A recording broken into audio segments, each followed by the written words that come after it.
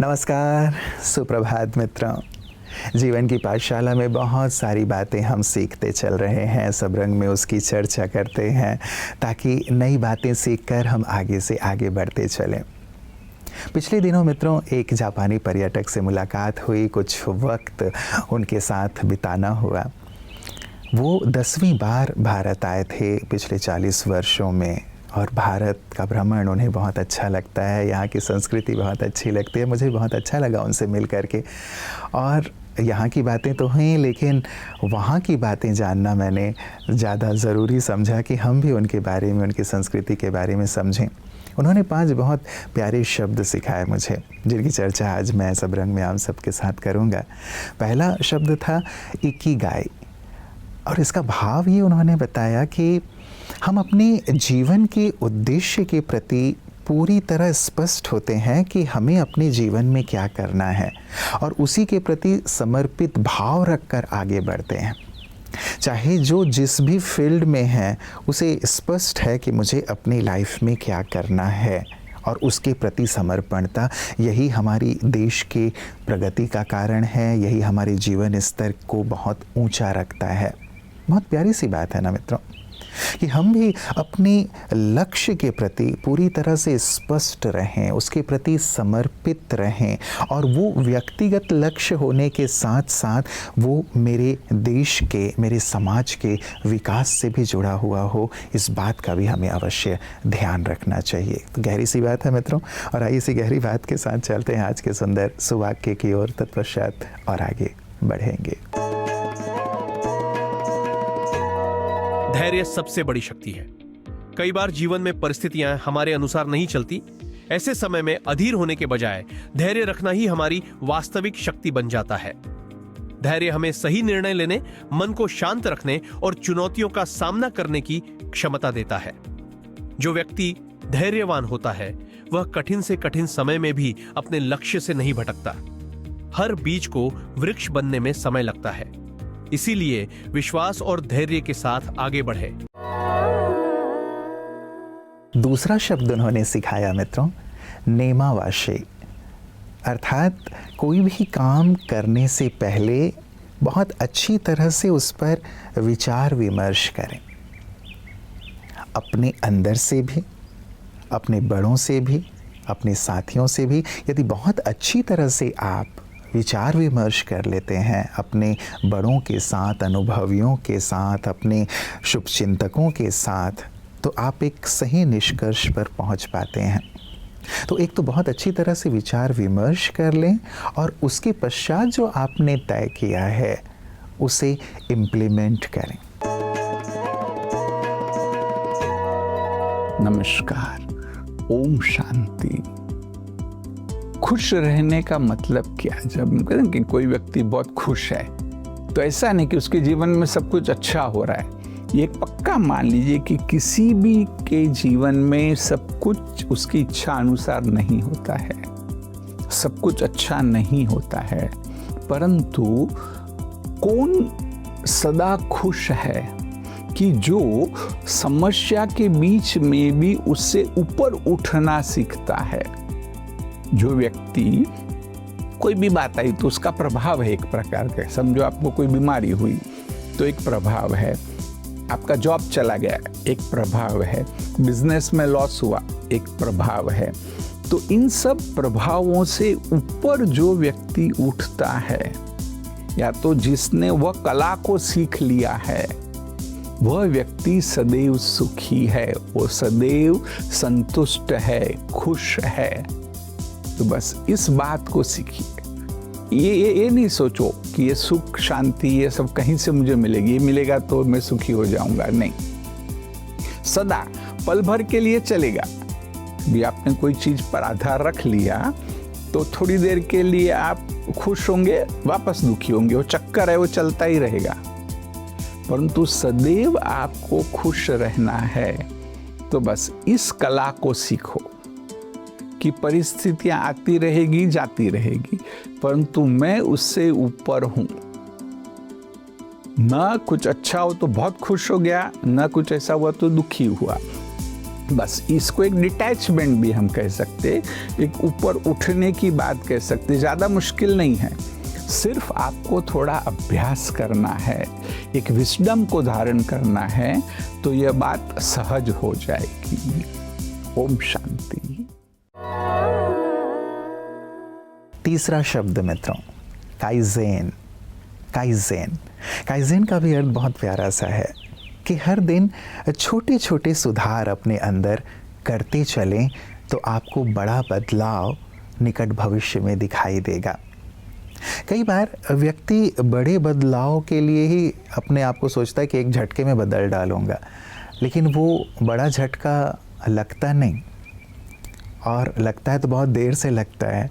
इसीलिए एक बड़े बदलाव से पहले छोटे छोटे बदलाव क्यों ना कर लिए जाएं, क्योंकि ये ज़्यादा सहज है, ज़्यादा सरल है और इसे किया जा सकता है। और ये छोटे छोटे जो कदम होते हैं बदलाव के, वही एक बड़ा बदलाव दिखाता है हमारे जीवन में आगे चल के। और इन छोटे बदलावों के लिए ही व्यक्ति अपने आप को टालता रहता है कि छोटी सी चीज़ है, हम तो कभी भी कर लेंगे, कभी भी कर लेंगे, लेकिन वो कभी आता नहीं है और बहुत देर हो जाती है। तो बहुत प्यारा सा एक सिद्धांत है मित्रों, एक जापानी संस्कृति का, जापानी लोगों का, काइज़ेन, अर्थात एक छोटी छोटे बदलाव लाते चलें। जहाँ दिखाई दे रहा है कि ये गलत है, जहाँ दिखाई दे रहा है कि यहाँ मुझे बदलाव लाने की ज़रूरत है, जहाँ दिखाई दे रहा है कि ये चीज़ हटाई जाए तो मैं आगे बढ़ूँगा, तुरंत उस बदलाव को हम ले आएँ।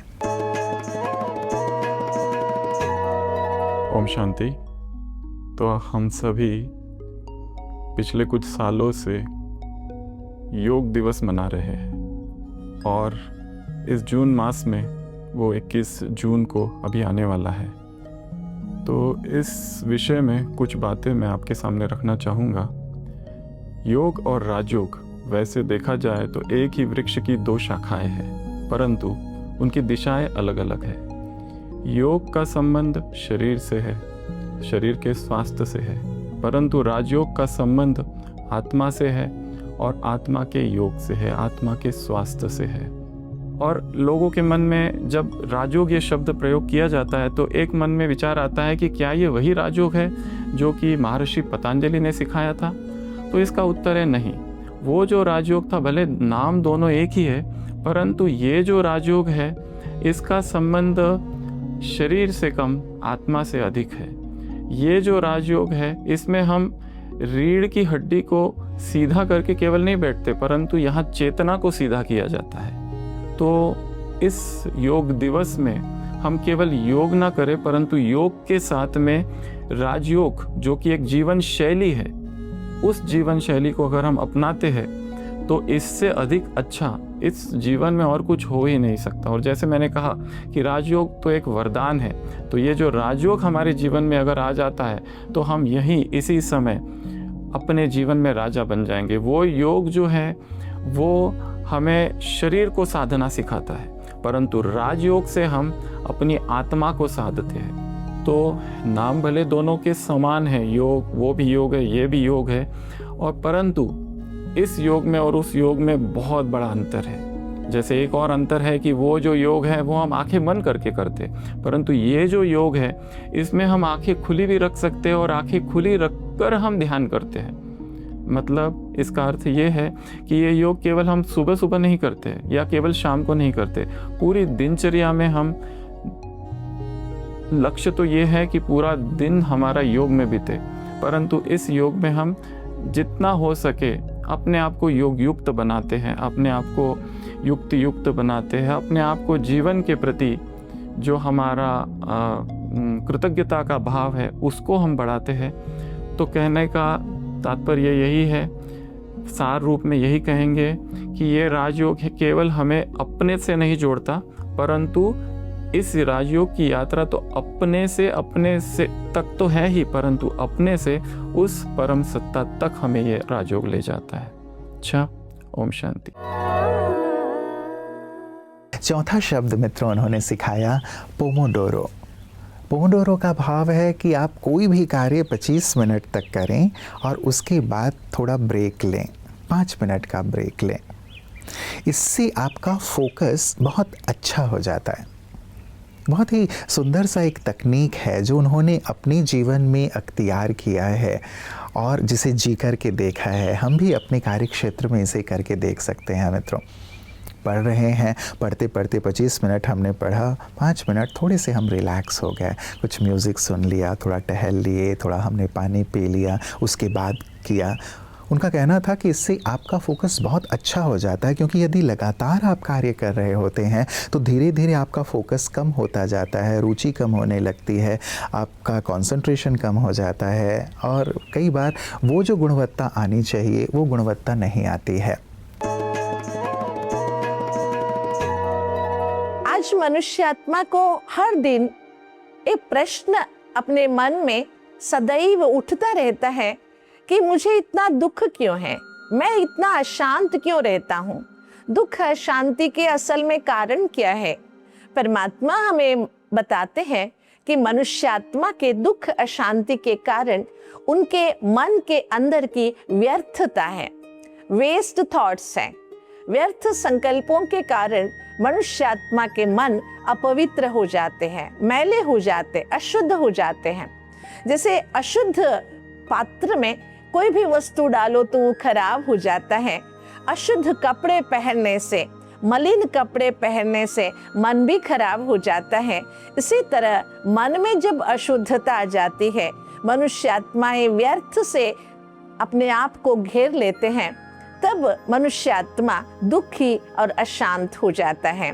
तो दुख और अशांति से मुक्त होने का मार्ग है अपने आप को पवित्र शुद्ध आत्मा समझे।